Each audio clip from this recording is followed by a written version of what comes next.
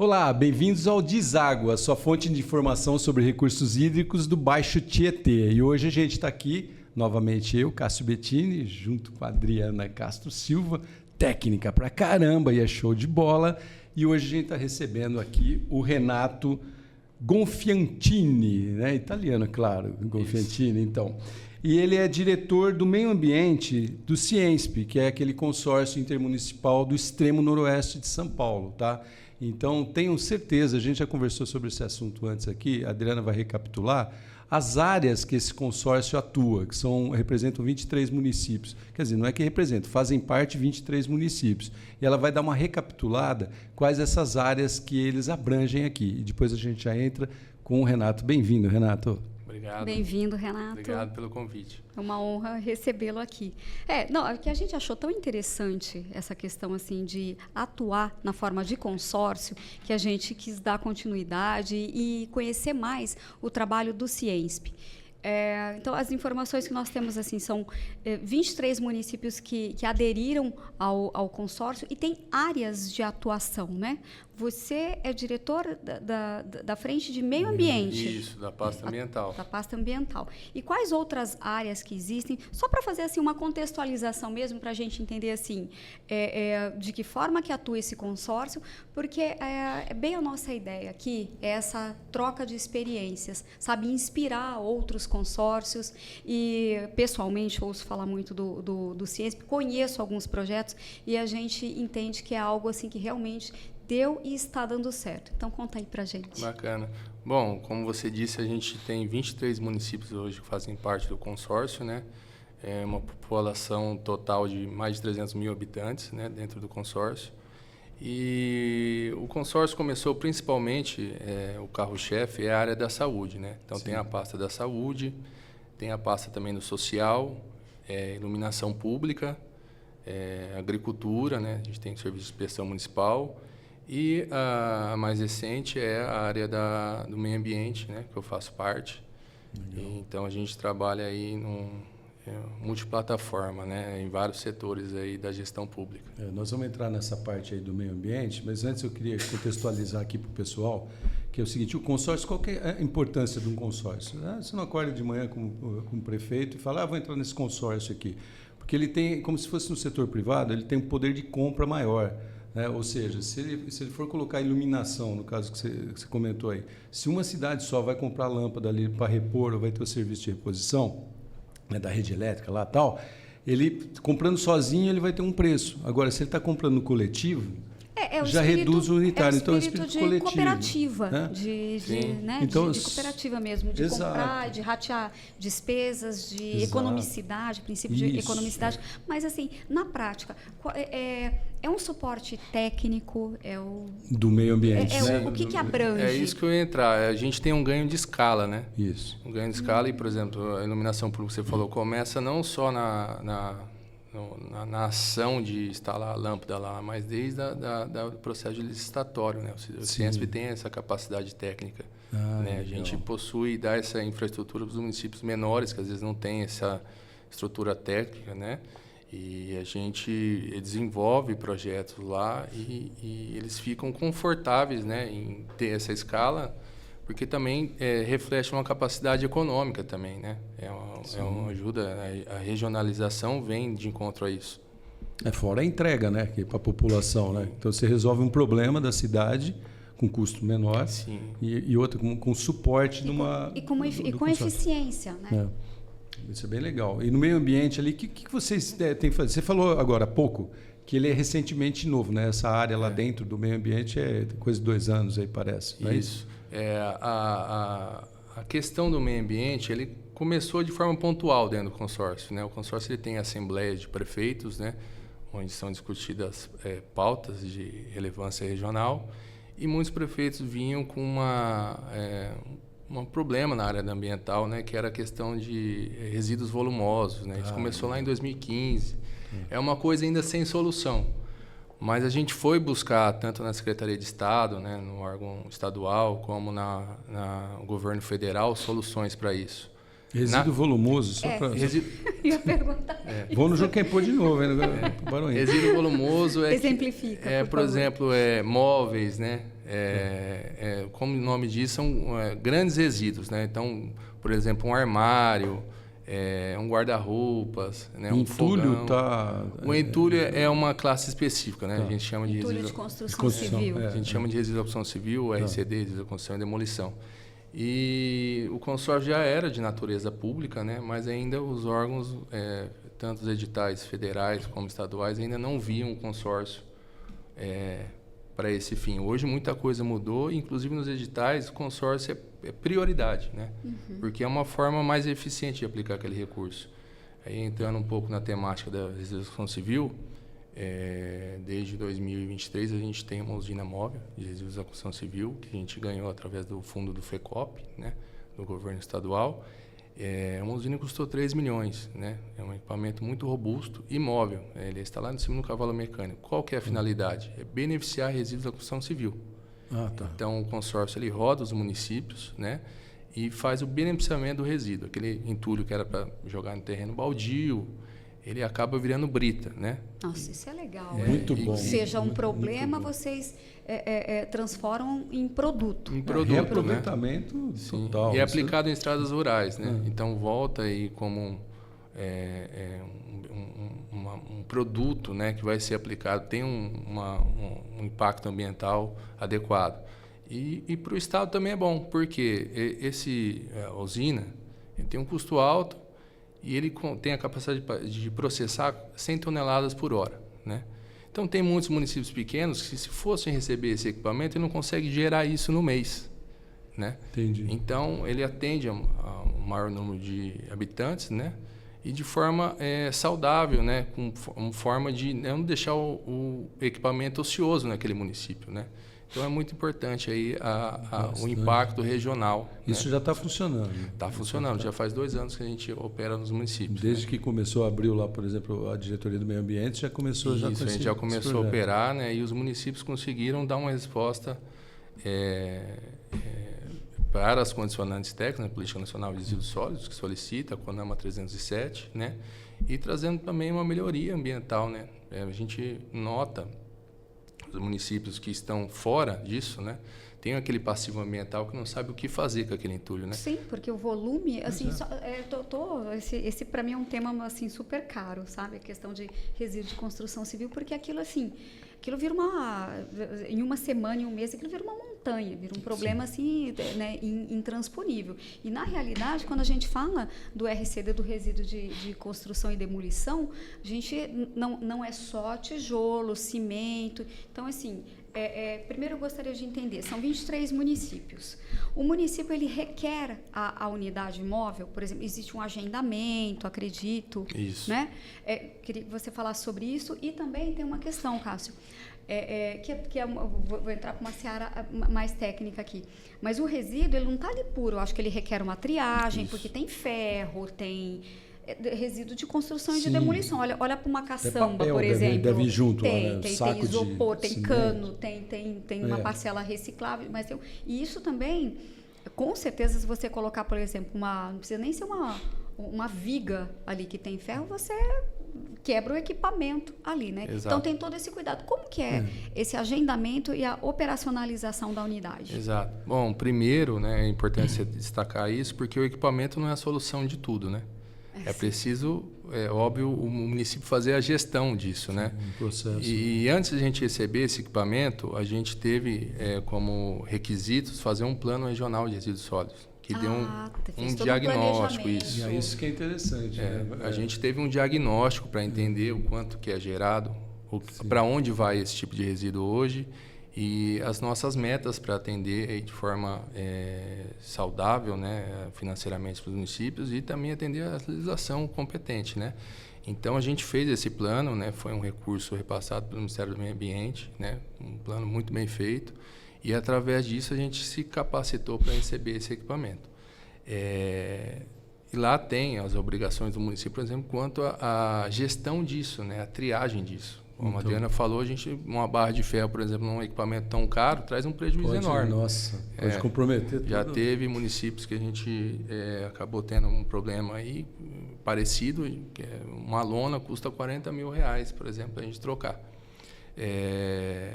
Mas a gente teve essa preocupação, né? Então é o consórcio também que já faz isso dentro desse plano aí, ou é o município que se encarrega, tipo uma contrapartida? O plano ele foi aprovado em todas as câmaras legislativas dos municípios que compõem o consórcio, né? Então ficou vinculante, eles têm que atender essas metas, então, né? O plano municipal foi substituído pelo plano regional. Então virou meta dentro desses municípios. Padronizou ali, digamos isso. assim. Então tem metas ali que não cabe ao consórcio, né? São metas do município. Sim. Certo. Né? O que o consórcio faz é regionalizar problemas que eles não conseguem desenvolver de forma individual. Perfeito, sim. Né? Então a gente teve ali um cuidado, né, de fazer um plano eficiente, mas possível, né? Que tem muitos planos que a gente vê que é um plano de gaveta. Sim. Passa anos ali.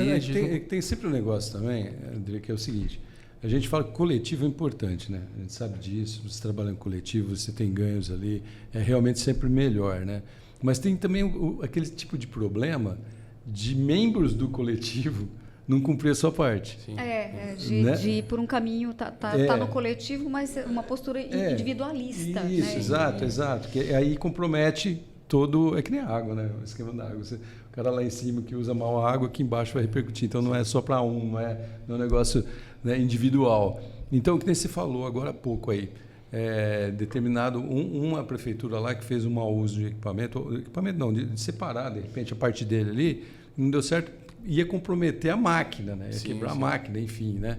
Vocês têm muito esse tipo de problema assim, ou está azeitado, o negócio está funcionando? A gente faz capacitação assim, constante dos municípios, né? A gente tem uma câmara técnica, um fórum permanente ali, a gente discute isso. E o que a gente hoje tem como meta? A gente conseguir um parecer técnico da CETESB para processar o nosso passivo. O que se entende de passivo? Aquilo que já está lá acumulado, né? Então, são áreas de antigo bota fora que a gente faz uma prévia triagem desses resíduos, né, para zerar esse passivo. Mas a gente tem como obrigação com o órgão ambiental, até 2027, final de 2027, licenciar todas essas áreas de transbordo e triagem, né? São áreas onde a gente vai, através do licenciamento, fazer com que elas se tornem ambientalmente adequadas, né? Então, o veículo que chega lá, ele tem que vir só com resíduos da construção civil. A gente vai fazer uma triagem ali, onde o resíduos da construção civil ele é classificado através da CONAMA 307, né? Então tem classe A, que são concreto, né? Bloco, enfim. O classe B, que são recicláveis, mas para outro destino, né? Vem, por exemplo, latas de metal, plástico, enfim, vai para a coleta seletiva. Resíduos classe C, que é aquele resíduo que pode ser classificado, mas ainda não é viável economicamente, por exemplo, isopor. E o classe D, que é uma menor porcentagem, em torno de 3% só do resíduo da construção civil, ele não consegue ser recuperado, né? 97% é um dado alto da Brecon. E que são o quê? São aqueles potencialmente contaminados, lata de tinta, resíduos perigosos, solventes. isso. Resíduos perigosos a gente tem que colocar numa logística reversa. Mas Renato, ainda voltando antes da gente entrar nessa questão, perguntei assim, como que o município faz? O município, os 23 municípios, ou quem queira participar, eles agendam, existe um agendamento, e aí cada município, vocês colocam o equipamento lá e o município opera o equipamento? A gente tem um motorista operador, né, o Ciensp, que controla a usina. Então não é cada município vai lá, você opera, depois vou eu. Isso, eles têm o plano, está dentro do plano, isso aí, possivelmente. A gente formatou um documento lá que tem esse passo a passo manual de como deve ser feito, né? Fora a usina, a gente também adquiriu com recurso próprio dos municípios uma peneira. Porque a gente descobriu que quase 50% do que a gente estava britando ali era solo. Né? Tem aqui o resíduo e boa parte do solo. E o solo é um material Brasil ali que prejudica muito a peneira. Né? E além de perder muito tempo, desperdiçar, você está falando de quase 50%, metade do nosso tempo é processando terra, né? Não tem muito interesse. Então a gente adquiriu essa peneira. E como que funciona? O município ele vai solicitar, né, por e-mail, a nossa usina ou a peneira que vem antes da usina. A gente vai até o município, a gente vê o local, se está adequado. Né, faz uma avaliação. Né? Faz uma avaliação, tem a rampa lá, se a rampa está adequada. O material, se ele está triado corretamente, né? E aí a gente encaminha o equipamento. O equipamento a gente tem um motorista próprio, que ele é o próprio operador também da usina. E o município ele vem com a alimentação da usina, né? Ele vem com uma pá, com uma retroescavadeira, onde ele vai coletar o entulho e jogar no alimentador da usina, né? E é movido a energia elétrica? Diesel? A usina ela tem um gerador. É movida a um gerador diesel. Um gerador a diesel. Assim, a gente tem, vocês devem ter imagens. Sim. De algum vídeo, assim, a gente consegue colocar aqui pro nosso espectador ver funcionando. Isso porque, assim, eu imagino que você não esteja conseguindo visualizar. Exato. Né? Então, é muito interessante, assim, ver isso funcionando. Claro, é bem bacana. Porque quando você fala de beneficiar, aí esse material, por exemplo, aqueles blocos, aquela coluna... o próprio município vai fazer a sua triagem, cada município faz a triagem ali do seu resíduo de construção e demolição, separa isso daí, e aí esse material é transformado em quê? Esse material ali não deixa de ser um resíduo de construção civil, só o que a gente vai mudar é a granulometria dele, né? Então você tem, como você falou, pilar, um bloco, ele vai ser transformado em brita. Uma brita parecida com da construção civil que a gente compra, só que é uma brita... através do resíduo, né? Sim. E a principal função da brita hoje, dentro do consórcio, é ser utilizada em estradas rurais, né? Em manutenção de estradas rurais. Né? Não, é incrível. Você pega um problema, um entulho, né, que é um problemaço, e transforma ele em matéria-prima, na realidade. Sim. Além dessa ação, digamos assim, né? Não sei como que é o projeto, ou a ação, ou o serviço que o meio ambiente ali dentro está fazendo, quais outros que vocês fazem lá? Hoje, a ação, né, que a gente desenvolve, o principal, o carro-chefe, é o programa que a gente tem de resíduos da construção civil. Mas a gente tem também os fóruns permanentes aí da Câmara Técnica, a gente leva discussões, problemas, né, a nível regional. A gente tem muito recentemente a gente estabeleceu uma parceria com o campus de Ilha Solteira da Unesp, né, para fazer projetos técnicos, né, na área de engenharia, não só ambiental, mas de engenharia para os municípios, né? E a gente está prevendo aí futuramente, a gente já está em estudos, em abrir uma agência regional de licenciamento ambiental, conforme a Consema 1 de 2024, né? Para baixo impacto ambiental. Muito bom, hein? Bacana. É um licenciamento, porque, nossa, que suporte interessante para os municípios, porque, sendo assim, bem direta, município de um porte menor tende a ter uma equipe técnica menor. Não estou falando de capacidade, estou falando de pessoas, de número de pessoas. Então, assim, no dia a dia, para você trabalhar com a rotina de uma prefeitura, que as demandas são inúmeras e incessantes, né? E você ir para algo específico é realmente um desafio, e muitos municípios assim acabam paralisando nessa etapa, na etapa do licenciamento. É um suporte muito interessante mesmo. Inclusive, a gente tem municípios de menos de 3 mil habitantes lá, e o maior é Andradina, em torno de 50 mil, né? Então, muitos desses municípios não têm um departamento específico para a área ambiental, né? Ou, às vezes, tem alguém da área da agricultura, né, que às vezes está muito vinculado ao meio ambiente, mas não é tão especialista nessa área. Esse ambiental aí, quando eu perguntei em que áreas ali dentro o ambiental atua, né, eu estava pensando aqui, expandindo a mente aí, né, o horizonte. Tipo assim, tem alguma coisa voltada para reflorestamento também, que é meio ambiente, né, ambiental. Sim. Tem alguma coisa, né, voltada para, inclusive, a água, né, das cidades, os fluxos de água, enchente, sei lá. Nesse sentido, tem também? Vocês têm assim, suporte para isso? Eu costumo falar, né, a Rose também fala, que é a nossa secretária executiva, que a gente quer estar em todas as mesas de discussão possível, né? Só que a gente vem muito da dor dos municípios, né? Então, quais são as demandas, com certeza. Quais são as demandas, né? Quando você fala muito nessa parte de recursos hídricos, a gente tem um ambiente muito heterogêneo ali, porque tem municípios que já têm concessão da água e esgoto para concessionárias, né, privadas. Sim. Tem essa BESP. Então, às vezes, não Tem um acaba... comitê também, que às vezes... Exato, né, o comitê, ferido, que né? é uma porta de entrada aqui para essa questão.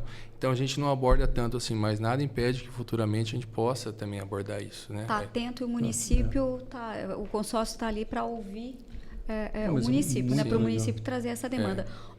Renato, o Ciensp, ele é membro aqui no comitê de bacia do Baixo Tietê? E de que forma, assim, como que o Ciensp chegou até o comitê de bacia e, na sua visão, você é engenheiro ambiental? Engenheiro ambiental. Isso. Técnico, na experiência como diretor de meio ambiente, vendo de uma forma regional, e o comitê ele é regional, 42 municípios. Qual você vê assim, a relevância, a função do comitê de bacia em si, nesse contexto regional, talvez até como um apoiador do Ciensp e vice-versa? Perfeito. Eu acho que o grau de importância é total dentro do consórcio, até porque a maior parte dos nossos municípios estão dentro do Comitê de Bacia Hidrográfica do Baixo Tietê, né? Ressalvo, acho que 3 municípios são de outro comitê, mas assim, como eu vejo o comitê, principalmente com o novo marco do saneamento, né? A gente tem aí hoje questão de acesso à água, né? Em torno de mais de 85% dos municípios brasileiros são atendidos, né? E na questão do tratamento de efluentes, menos de 60%, né, dos municípios aí hoje tem tratamento de água. Ou seja, a coleta, né? A coleta não significa também que o tratamento é eficiente. Está sendo tratado, né? Isso. Então, o novo marco do saneamento traz até 2033, né, a responsabilidade de 99% de acesso à água potável, né, e 85%, se eu não me engano, de saneamento. Esgotamento sanitário. A universalização. Universalização. Desculpa, 90%, né, do esgoto sanitário. Então, acho que o comitê ele tem que estar à frente disso, né? A gente vê o problema das algas aí no Rio Tietê, né? Uma questão que envolve muita agricultura e o esgoto doméstico. E para atender essa demanda, a gente se trata ainda de municípios pequenos, né? É muito importante a força do comitê para a gente direcionar a política que a gente quer dentro da nossa região, né? Hoje a gente tem o Estado de São Paulo propôs como solução a isso, a gente tem 2 modelos de negócio, né? O Universaliza São Paulo, que é para água e esgoto, que eles pretendem fazer uma PPP, né? Parceria público-privada, né? Através da regionalização. Apesar de já existir os consórcios, né? E o Integra Resíduos, que também é uma PPP para a área de resíduos sólidos. É como o governo planeja atender essa meta, né? Através de uma parceria público-privada.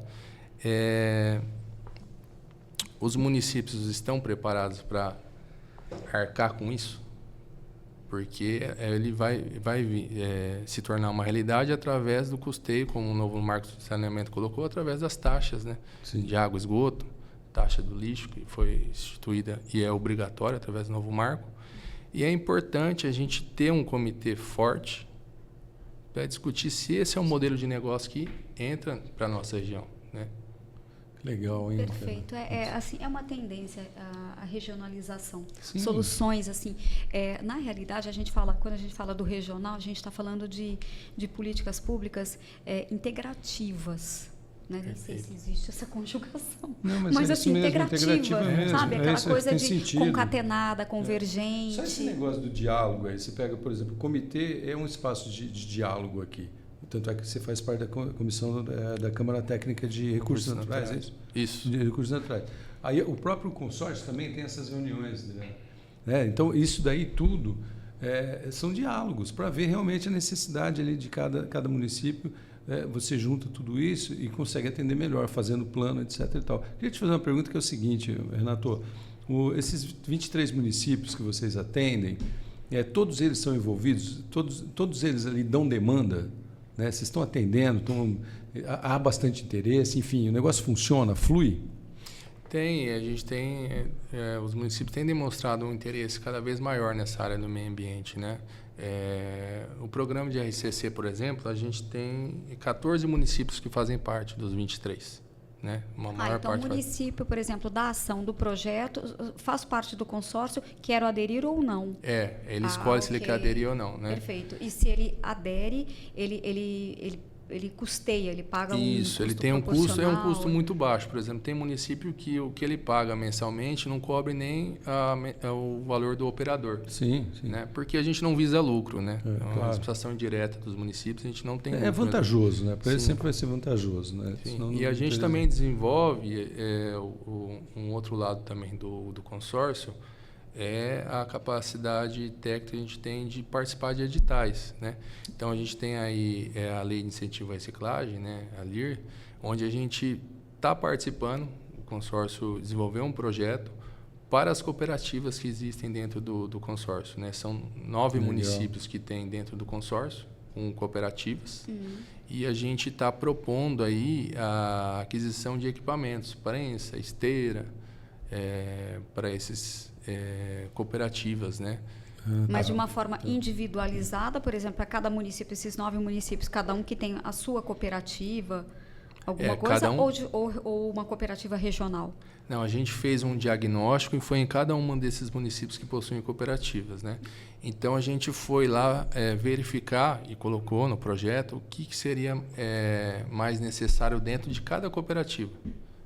E a gente fez o estudo e submeteu ao Ministério do Meio Ambiente. Então, se a gente for... Vocês participam do edital com o CNPJ de vocês, do consórcio. E aí eles distribuem para essas cooperativas. Perfeito. Legal. Tá, bacana. Quer dizer, não precisa a cooperativa lá submeter ao processo. Sim, exato. sim. Que é uma puta, não ajuda isso daí, né?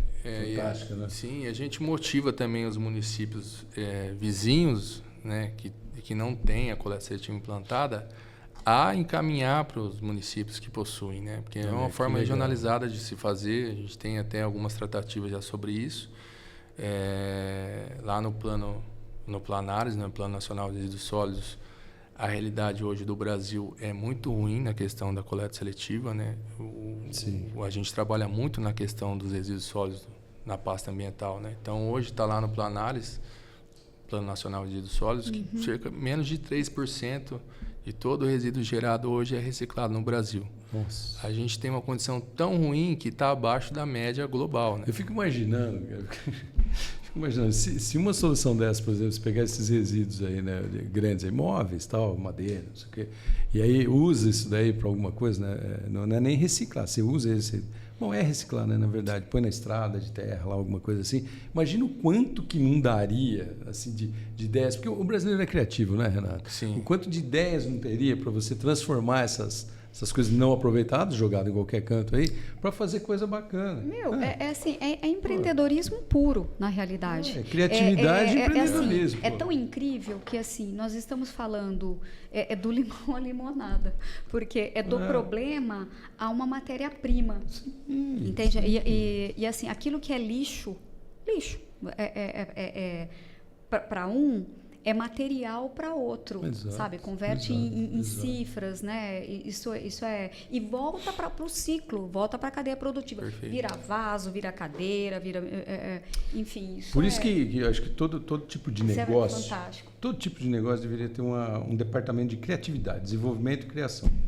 Para ficar pensando, sabe, nessas coisas. Verdade. Deveria ter. Trazendo essas soluções. Né? E o Ciesp, falando em soluções, das outras áreas, porque a gente focou no meio ambiente e foi. Eu acho, Cássio, que a gente podia fazer uma série Ciesp.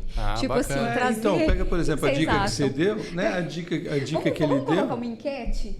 O que vocês acham? Boa. Fábio, coloca uma enquete lá disso daí depois. Uma série Ciesp, por exemplo, na área de iluminação pública, Bacana. Por exemplo, como que é isso? Saúde, né? Saúde de acesso à saúde agricultura. mesmo. O que você da agricultura você falou de daqueles de selos inspeção municipal. de inspeção.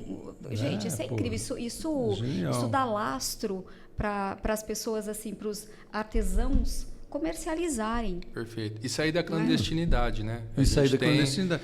E dar segurança para quem consome. Perfeito. Segurança aí alimentar, né? O Ciesp hoje ele desenvolve... Tá aí mais uma ideia. Sempre a gente fala de ideias, tá vendo? Você não falou do setor criativo, estamos nele. A gente está disposto aí, tá? Né? Mas a gente pode compor essa área. E são elos. Uma coisa atrás a outra. Né? Show Porque é uma visão segmentada. Eu, por exemplo, eu não me conformo do ambiente, chama meio ambiente. Eu queria que ele precisa ser inteiro.